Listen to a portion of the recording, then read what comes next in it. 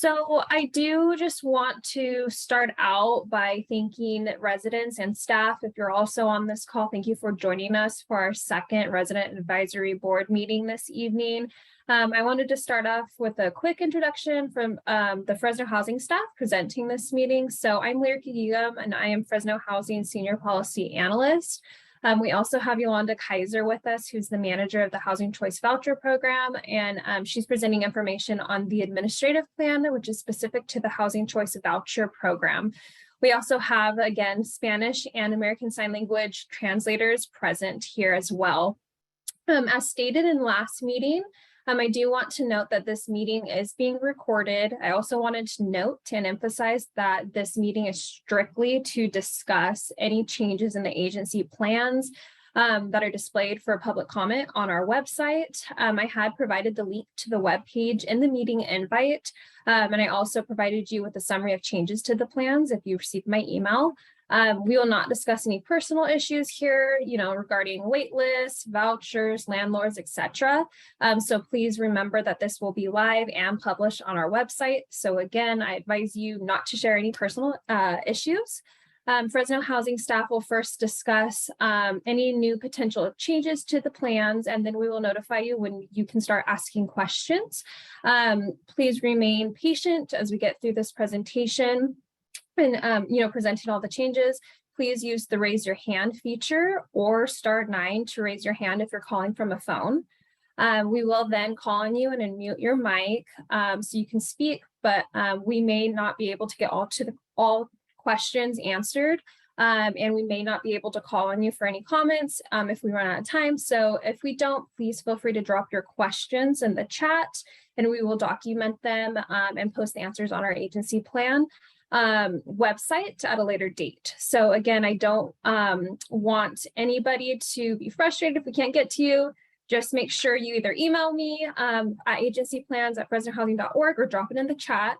I do want to thank the residents again for participating from the Resident Advisory Board board members. Thank you for joining us this evening. I apologize. It's important to get your guys' thoughts and opinions and advice when making these potential changes to our program. So again, thank you for joining us tonight. I will go to the next slide. So we will give you guys just a quick little background on all of the agency plans that we have presented on our website. We will also concentrate on any lingering questions that you may still have from last meeting, or any questions or comments that have come up since our last meeting. I'll slow down a little bit for the interpreters. I apologize. Again, our goal is to just obtain some feedback or guidance from you guys on the documents that we have posted for public comment right now. Just a reminder that the public comment period does end on September 12th, so we have a few more days, but we will get into the timeline a little bit further. Last meeting, we discussed the changes that you saw in the yellow, green, and blue in the admin plan summary of changes. There are a few changes to the admin plan that we're taking into consideration that have been submitted as public comment during this time frame. The meeting summary from August 10th was also included in your meeting invite, and the recording is posted on our website and Facebook if you would like to go and review it. In addition, not covered in this presentation, you can see the drafted plan documents on our website and any formatting or grammatical changes. And then we will have a small little portion going over our annual plan, and then some proposed changes to the admin plan that we received during the comment period, and then any discussion and guidance from the RAB members. So just a quick introduction. I'm sorry, I just saw that we have a Q&A question. So we just had a question come in. It says, thank you for your time. Could you give a little bit more clarification on the revised heartbeats per room rule? Does this new change mean that every member on the home gets their own room? We will answer this question for you. And if we can't answer this question for you after our presentation, then we will be able to answer it on our FAQs, which is presented on our website. But I'm going to get through this presentation first, and then we will address that right after. Thank you for commenting. So just a quick background on our agency plan. So the agency plan informs HUD and the public of our policies, funding, operations, asset management, and program activities. The agency plan is comprised of the annual plan, which provides updates on the progress and amendments or significant changes in the admin or the ACOP plan. The annual plan also provides information on activities that are not included in either the admin or the ACOP, which is mostly related to property development, so like construction. The admin plan, which is what we will be discussing today, is specific to the discretionary policies governing the administration of the HCV program. There's also the admissions and continued occupancy policy, which is also known as ACOP, which is specific to the discretionary policies governing the administration of the LIPH program. But again, tonight, most of our focus will be on the administrative plan. So next slide. So just to give you guys a brief overview of the timeline, we are at our final resident advisory board meeting, which is tonight, September 7th. The next big deadline really is the public comment period deadline that closes on September 12th. So next week, you guys will have, the time to submit any last minute comments, questions. You can always give me a phone call. My phone number is also on our agency plan website. So if you had any time to call me and actually have me discuss some of the agency plan documents on there, I can also do that for you as well. September 27th, we do plan to take it to the board for adoption. We do have more information on that on our website. If you'd like to hear the board adoption or listen into that board meeting, information is also on our website. And then October 17th, these plans will be finalized and submitted to HUD. So those are the next 3 big dates that will be coming up. So I am finished here, and I can turn it over to Yolanda Kaiser so she could start speaking on the administrative plan. Thank you, Lyric. So, good evening, everyone. And again, thank you for joining us tonight. I'll be starting off by reviewing our significant changes, which can be found in yellow. So in Chapter 2, under our opening and closing section of the interest list, we are proposing to go back to administering a single interest/waiting list. We were asked during our public hearing to simplify our explanation of what we're changing here. So I'm going to attempt to do that for you tonight. We currently have one list for our city HCV program and another list for our county HCV program. Having 2 lists often confuses our applicants, and what ends up happening is that we have more applicants who apply on the city list, when in reality, it doesn't matter which list you apply for. Applicants on either list can lease a unit within Fresno County's 15 cities. So having 2 lists also delays our ability to get through the list quicker because we experience low response rates. For example, if Johnny applied on both lists and was selected from one and is issued a voucher, and then he's selected from the other list as well, he may not respond because he may have already been issued a voucher. So the time we spend attempting to contact Johnny could have been spent time contacting Jane. I also wanted to briefly report that staff have met with HUD officials who have seen the benefits experienced by other PHAs who have a single interest list. So we believe moving to a single list will allow staff to focus on issuing vouchers more expeditiously, rather than having to perform administrative tasks associated with cleaning up a list with low response rates.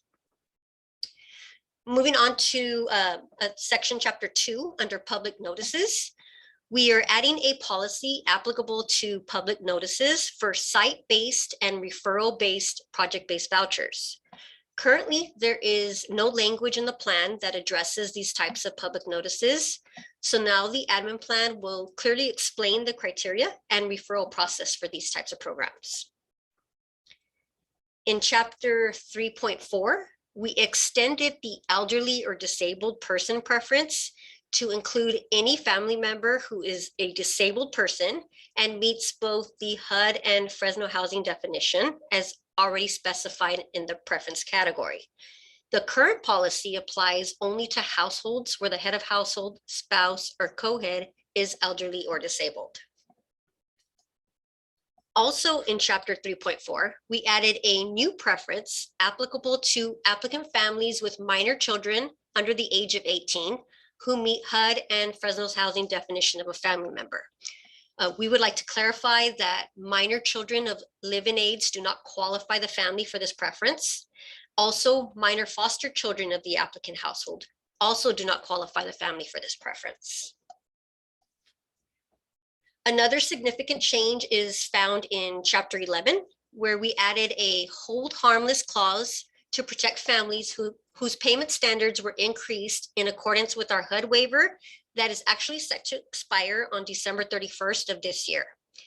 Without this clause, without this clause, staff would have to reduce a family's subsidy effective January of 2023 if the fair market rents do not support the payment standards adopted with the use of this waiver. So in essence, the policy will allow Fresno Housing to continue using the existing higher payment standard for the family's subsidy calculation for as long as the family continues to receive the voucher assistance in that unit.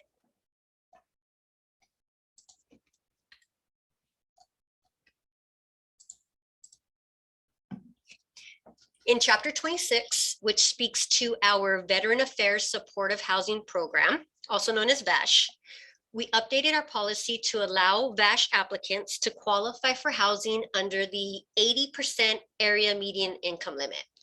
So unlike the HCV program, income targeting requirements do not apply to HUD VASH families, so that PHAs can effectively serve eligible homeless veterans who may be at a variety of income levels, including low income.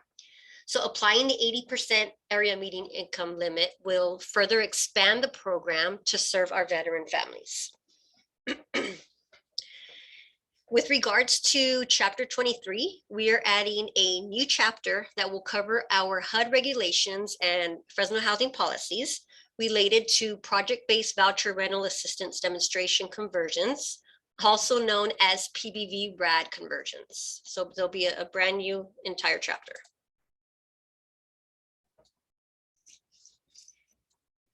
Now we see our green text, which represent a HUD regulation and or regulatory changes mandated per the Housing Opportunities through Modernization Act of 2016, also known as HOTMA.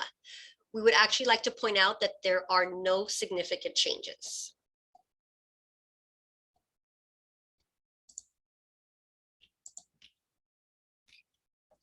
Okay, moving on to proposed changes that are not considered significant by definition. The proposed changes you'll see in blue are clarifications to existing policies and or changes recommended by staff that do not impact our admissions and eligibility, but are still noted in the admin plan. We've categorized these proposed changes as either clarifications, changes to language, and streamlining or improved customer service. In Chapter 2, we've added clarifying language that Fresno Housing may purge the interest list. Now, this is to ensure it maintains a viable list that results in high response rates from applicants who are still interested in applying for rental assistance. In this same section, we added a method for applicants who successfully lease up the option to remove their pre-application from another HCV interest list. An example would be a household is now leasing up using a city HCV voucher. However, they are still on the HCV county list and are selected. Well, they can't have two vouchers, so this would give us the option to remove them from the other list, in this case, the HCV county list. And of course, this only occurs after a family is housed and under contract. Adding this policy also allows for a cleaner interest list, which in turn allows Fresno Housing to select interested applicants who are not receiving assistance and allows for a higher response rate. In Chapter 3, we added detailed information on what happens to an applicant's pre-application when they do not qualify for a preference claimed at the time of their selection. And in Chapter 4, we added a time frame a person has to add a new live-in aid when replacing a current live-in aid. The time frame is already procedurally established. It is now simply added to the admin plan and clarified.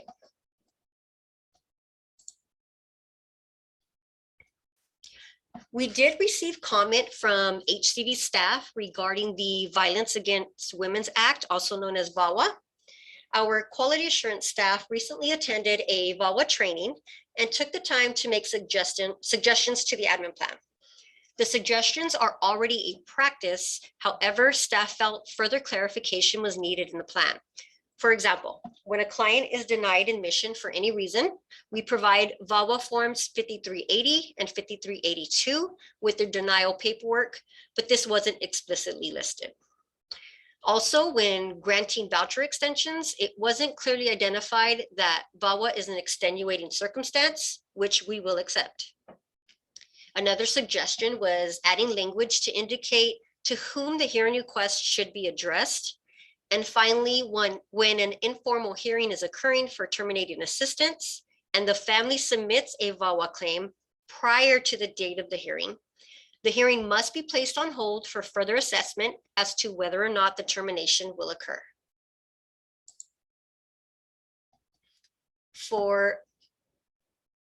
Next slide, please. Thank you. For more information on the agency plans and public comment period, please visit our 2023 agency plan page on our website listed here. And as a reminder, the public comment period ends September 12th. So please be sure to submit your feedback prior to the deadline. And I'd like to open up for any questions there may be or feedback. So to go back to the question from earlier, someone had asked that, I'm seeing that it may have been answered. So I'm not sure if you can answer this, Yolanda, I'm unfamiliar with this, but she said, could you give a little bit more clarification on the revised heartbeats per room rule? Does the new change mean that every member of the home gets their own room? Okay, happy to answer that. So what this means is, in our previous policy, we used to consider 2 heartbeats or 2 persons per bedroom, regardless of age, sex, or any other factor. What we've recently changed is we are now looking at the head of household, co-head, and spouse would get their own room, which has never changed. However, what we look at now is who that second person may be. So for example, if the co-head happens to be the parent of the head of household, they wouldn't necessarily be required to share that room if they didn't want to. So now they have the option to where the head of household gets their own room, and that co-head, because they've indicated they don't want to share a room, can now get their own. And then every 2 heartbeats after that. So let's say the head of household wants their own room, then we have a co-head and another person, that would be a 2-bedroom. If we have a head of household and a co-head, both indicating they do not want to share a room, that would still be a 2-bedroom voucher. I hope that clarified. But if not, we can further explain in detail to you. Be more than happy to. Thanks, Yolanda. We have another question. Someone asked, in the last meeting, you mentioned that the home ownership program, section 32, will be reformulated and brought back sometime in 2023. Do you have any details on who will qualify or anything regarding this program? So I do have a little bit of information on that. As far as qualifying, I will have to go back to the real estate development department and get the exact details on how to qualify. But I do know that we are in the process to sell the remaining 5 to 7 home ownership program houses. I know that they're dispersed throughout Fresno County, and I don't remember off the top of my head exactly where they're at. But I could get you those details, and I can actually answer that question and post it on our website this week. but I do know there's 5 to 7 homes that will be sold this next year. So again, I know that the program has been updated to the Section 32 process. Again, I don't know the exact qualifications of those, but I can get those details and I will post them to the website again this week by Friday. They'll be posted there on the FAQs. Thank you, Eric. Mhm. I would also like to clarify, just in case I confused anybody, the co-head doesn't always necessarily get their own bedroom. We do look at the family composition on a case by case. So again, if you are a participant and you would like us to review your status, we're more than happy to do so. But a co-head does not automatically get their own room. It is a case by case review.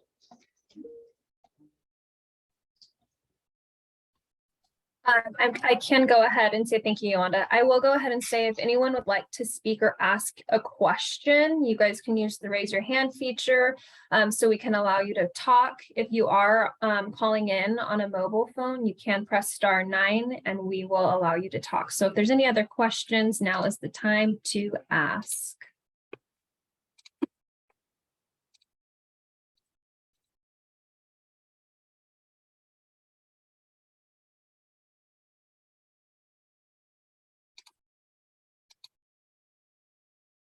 I'm not seeing any.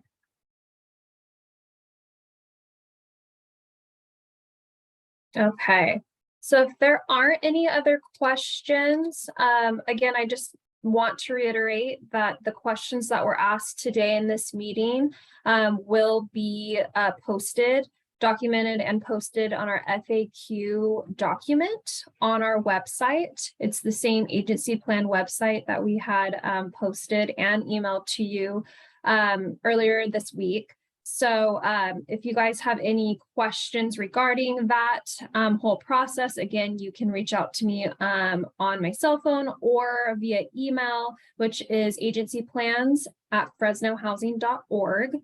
That will go directly to me and I can answer those questions directly. But other than that, I would like to conclude this meeting. But thank you so much to everybody who was able to join. Thank you to the residents and thank you to Fresno Housing staff for joining. We appreciate your time. Thank you. Have a good night, everyone. Bye, guys.